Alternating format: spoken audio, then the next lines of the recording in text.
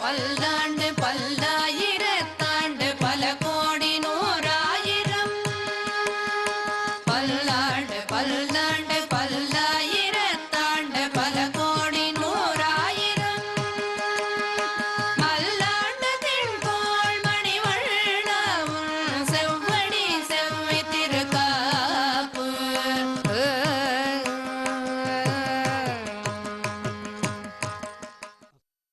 அஸ்மத்குருசமாரம்பாம் யதிசேகரமத்யமாம் லக்ஷ்மீவல்லபபர்யந்தாம் வந்தே குருபரம்பராம்.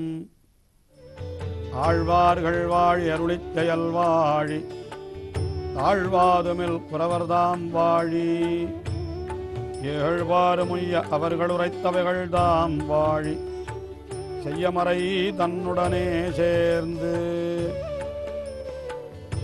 ஆழ்வார்களேத்தம் அருளிச் செயலேத்தம் தாழ்வாது மின்னி அவைதாம் வளர்த்தோர் ஏழ்வாறுமுய்ய அவர் செய்தம் வியாக்கியைகள் உள்ளதெல்லாம் வையமறியப் பகர்வோம் வாய்ந்து. மயர்வரம் அதிநலம் அருளப் பெற்றவர்கள் ஆழ்வார்கள். அவர்களுக்கு எம்பெருமான் உயர்ந்த பேரொருளை வழங்கினான். எம்பெருமானுடைய ஸ்வரூபம், ரூபம், குணம், விபூதி முதலானவற்றையெல்லாம் உள்ளபடி உணர்ந்து அவற்றையெல்லாம் அனுபவித்து தங்களுடைய அனுபவத்தை பாசுரங்களாக வெளியிட்டார்கள்.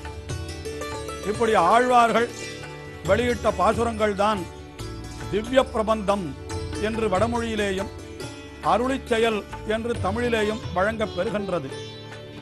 ஆழ்வார்கள் மொத்தம் 12 என்றும் அவர்கள் அருளிச் செய்த பாசுரங்களினுடைய மொத்த தொகுதி 4000 என்றும் நமக்கு கணக்கிடப்பட்டுள்ளது. 4000 திவ்ய பிரபந்தம் என்றே கூட இந்த திவ்ய பிரபந்தமானது வழங்கப் பெறுகின்றது. இந்த 4000 திவ்ய பிரபந்தங்களும் ஆழ்வார்கள் காலத்திற்கு பின்னர் கற்பார் இல்லாமல் மறைந்து விட்டிருந்தன. அந்த காலத்திலே நாதமுனிகள் என்கிற ஆச்சாரியர் தான் மிகவும் சிரமப்பட்டு அந்த 4000ஐ மறுபடியும் நமக்கு பெற்று தந்தார். அவர் திருக்குறுகூருக்கு சென்று அங்கே கண்ணினும் சிறுத்தாம்பை 12000 தடவை ஜபித்தார். நம்மாழ்வார் அவருக்கு பிரத்யட்சமானார். நாதமுனிகள் திருவாய்மொழி 1000ஐயும் கேட்டபொழுது திருவாய்மொழி மட்டுமல்லாமல் மற்றுமுள்ள ஆழ்வார்கள் அருளிச் செய்த திவ்ய பிரபந்தங்களையும் சேர்த்து 4000ஐயும் நம்மாழ்வார் நாதமுனிகளுக்கு கொடுத்தார் என்று குரு பரம்பரை வரலாறுகள் தெரிவிக்கின்றன. அப்படி தாம் பெற்ற அந்த 4000ஐ தொகுத்தவர் நாதமுனிகள் தான். அதாவது 4000 என்று இந்த எண்ணிக்கை இருக்கின்றபடியினாலே இது 4000 என்றால் சரியாக 4000 என்று கொள்ள வேண்டிய அவசியமில்லை. ஏறக்குறைய 4000 பாசுரங்கள்.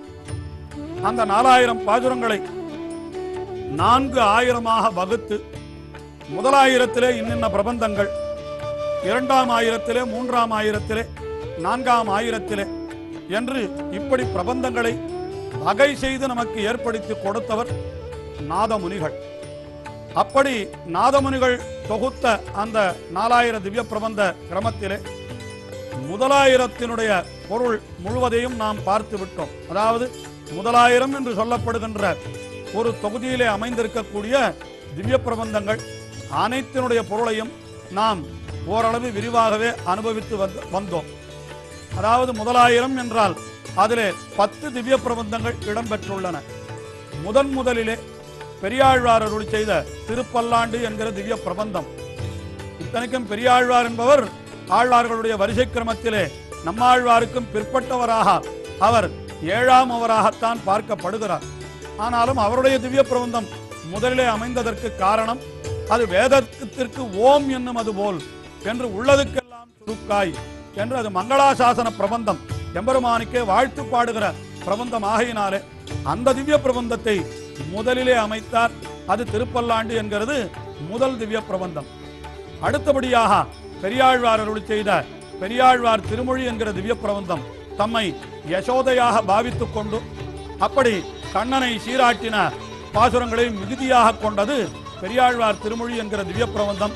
அது 463 பாசுரங்களை கொண்டதாக, 61 பாசுரங்களை கொண்டதாக அப்படி அமைந்திருக்கிறது. திருப்பல்லாண்டு 12 பாசுரங்களை கொண்டதாக அப்படி அமைந்திருக்கிறது. இப்படி 2 திவ்ய பிரபந்தங்கள் முதலிலே அமைக்கப்பட்டன. அடுத்தபடியாக பெரியாழ்வாருடைய திருக்குமாரியான ஆண்டாள், அவள் அருளி செய்த திவ்ய பிரபந்தம் திருப்பாவை என்கிற திவ்ய பிரபந்தம். அந்த எம்பெருமானை பற்றி உந்தன்னோடு உற்றோமே யாவோம், உனக்கே நாம் ஆட்செய்வோம் என்று உயர்ந்த கருத்தை காட்டின திருப்பாவை 30 பாசுரங்களை கொண்ட அந்த திவ்ய பிரபந்தம் 3வது திவ்ய பிரபந்தமாக அமைந்திருக்கிறது. 14 பதிகங்களை கொண்டதாய் 143 பாசுரங்களை கொண்டதாய் அமைந்திருக்கிற நாச்சியார் திருமொழி அது 4வது திவ்ய பிரபந்தமாக அமைந்தது. அதற்கு பிறகு 5வது திவ்ய பிரபந்தமாக குலசேகர ஆழ்வார் அருளி செய்த பெருமாள் திருமொழி என்கின்ற திவ்ய பிரபந்தம். அவர் பெரிய அரசராக இருந்த பொழுதும் கூட அந்த அரசு பொறுப்பை எல்லாம் துறந்துவிட்டு என்றுகொலோ அந்த அரங்கனை கண்குளிர காணும் நாளே என்று தொடங்கி அவர் அருளி செய்த அந்த பெருமாள் திருமொழி அது 10 பதிகங்களை கொண்டதாய் அமைந்திருக்கிறது. மொத்தம் 105 பாசுரங்களை கொண்டதாய் அமைந்திருக்கிறது.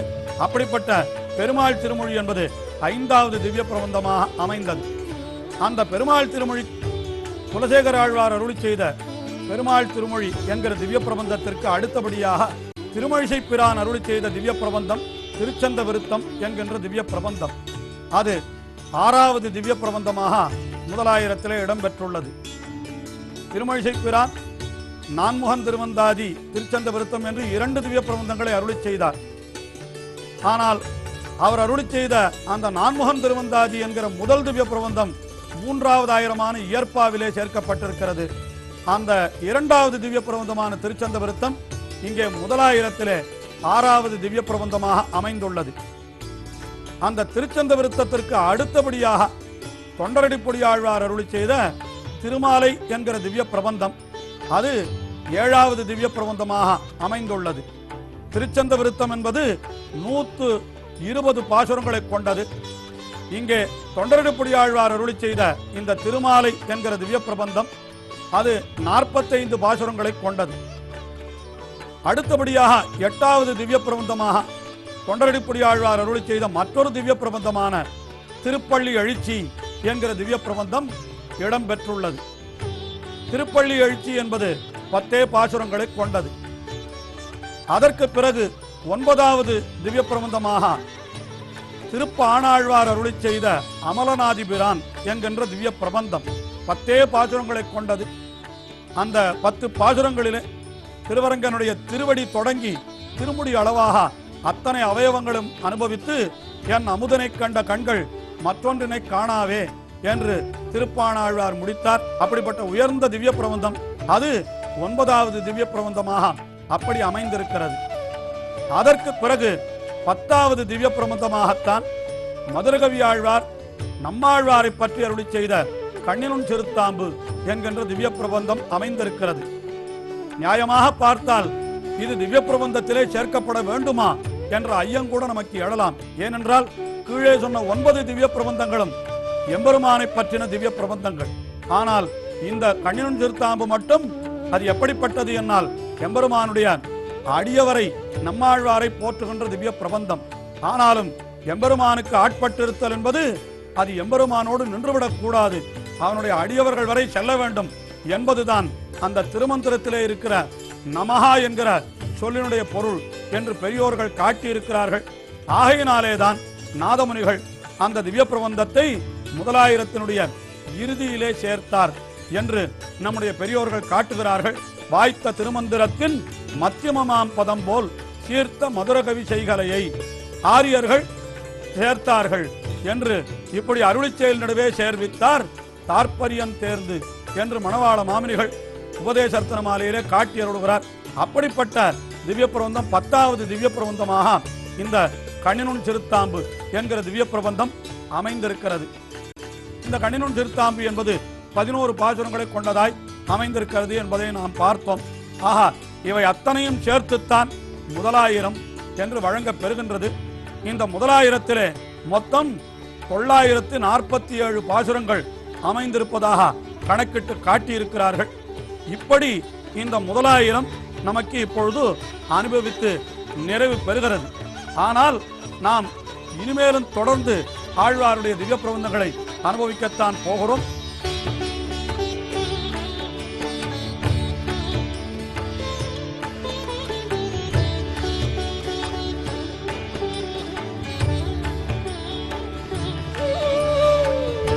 இதற்கு அடுத்தபடியாக இரண்டாவது ஆயிரத்திலே திருமங்கை ஆழ்வார் அருளி செய்த பெரிய திருமொழி, அவை 1084 பாசுரங்கள், 108 பதிகங்கள், 1084 பாசுரங்கள்.